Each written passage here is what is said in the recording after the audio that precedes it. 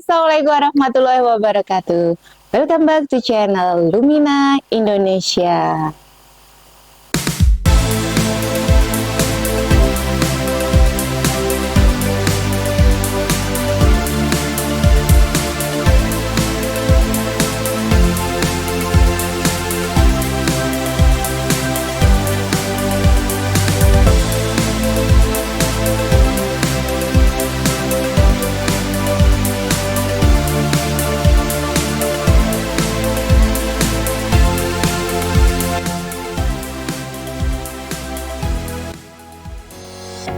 Halo sahabat Lumina dimanapun berada.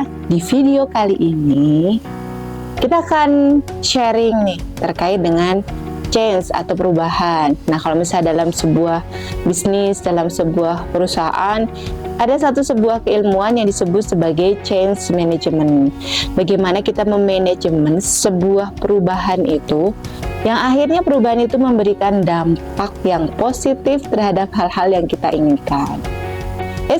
Jangan salah, ada loh perubahan yang ternyata dia memberikan dampak negatif terhadap apa yang kita inginkan. Jadi terkait dengan change atau perubahan ini, kita harus bisa memilih dengan tepat bagaimana prosesnya, bagaimana caranya, dan apa yang perlu kita lakukan. Kita akan lihat dari skup terkecil dari diri kita. Jadi change atau perubahan ini bisa masuk ke level individu. Dan level individu ini kan dalam ya. Jadi terkait dengan change ini, yang tadi saya sampaikan, di level individu ini lebih banyak yang membahas daripada di level organisasi atau di level perusahaan. Ya ada memang untuk membahasnya, tapi tidak terlalu banyak. Tidak sebanyak yang individu.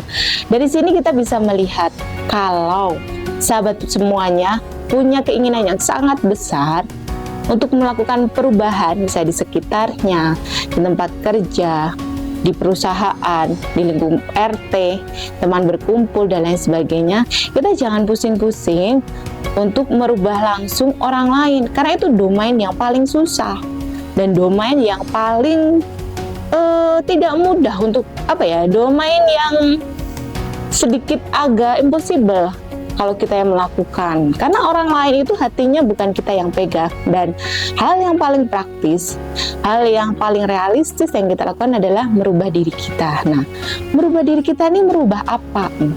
Misalnya ada 3 jenis perubahan. Yang 3 jenis perubahan ini terkadang kita sering tertukar-tukar dan sering kurang bisa memahami lebih dalam lagi. Contohnya nih, saya ingin merubah kondisi ekonomi saya. Saya ingin dapat uang yang sekian. Saya ingin menjadi yang terbaik. Saya pengen punya mobil yang ini. Saya pengen bisa lunas hutang ini dan lain sebagainya. Akhirnya yang kita kejar adalah bagaimana caranya. Oh, berarti saya harus jualan. Oh, berarti saya harus mencari pekerjaan tambahan dan yang lain sebagainya. Dan ternyata ini perubahan yang cukup membuat kita menghabiskan lumayan banyak tenaga, waktu, pikiran, dan bahkan biaya untuk melakukannya. Dan hasilnya memang sebagian besar tidak bisa kita kendalikan, karena ranah kita, domainnya adalah bagaimana berikhtiar dan berusaha dengan semaksimal mungkin. Yang akhirnya ketika di domain ini kita tidak bisa mencapai apa yang kita inginkan, ada sedikit rasa kecewa atau merasa bersalah dan merasa tidak mampu untuk bisa mencapainya. Domain hasil ini disebut sebagai domain yang paling sedikit ya kita bisa mengendalikan hasilnya. Ada domain kedua yang kita kadang melupakannya, yaitu kita merubah dari sisi proses. Jadi kita rubah prosesnya. Yang dulu misalnya kita jualan, prosesnya masih bersinggungan dengan hal-hal riba. Akhirnya kita rubah, tidak bersinggungan sama sekali dengan hal-hal yang riba. Berarti itu merubah prosesnya. Sebelumnya kita menjual nih misalnya barang-barang yang haram, terus kita mencoba menjual barang-barang yang halal. Terus yang sebelumnya kita menjual nih barang-barang yang ilegal, yang black market dan lain sebagainya. Kita mulai merubah nih, menjual barang-barang yang legal dan juga terbayar di bea cukai. Jadi itu di proses yang kedua yang kita rubah, yang sering disampaikan bahwa ketika kita ingin melakukan sebuah perubahan, membangun sebuah habit, maka rubahlah habit itu secara kecil dan sedikit dan pertahankan dalam waktu 30 hari. Dalam 30 hari ini jangan ada satu yang terlewat. Kalau ada satu yang terlewat, ya berarti kita mulai start lagi besoknya dengan hari yang pertama. Tujuannya apa? Kita menginstal itu menjadi sebuah habit ataupun kebiasaan yang baik. Dan sekarang ada rahasianya. Kita akan masuk domain yang bisa merubah segala sesuatu, bahkan sebelum kita ucapkan, baru kita dalam pikirkan, itu hadir di kita. Jadi di domain apa? Merubah identitas dalam diri kita.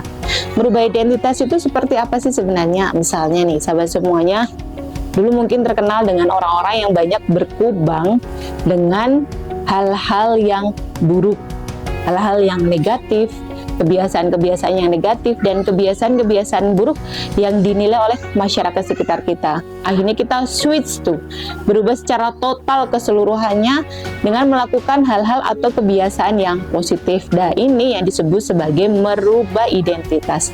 Atau biasanya yang kita kenal nih, banyak kan tokoh public figure atau artis-artis yang mereka hijrah. Mereka yang tidak pakai hijab, mereka yang tidak pernah sholat, mereka yang tidak memperdulikan hal-hal haram dan lain sebagainya, akhirnya mereka berhijrah dengan memakai hijab dan mulai memperhatikan mana halal haram dan lain sebagainya.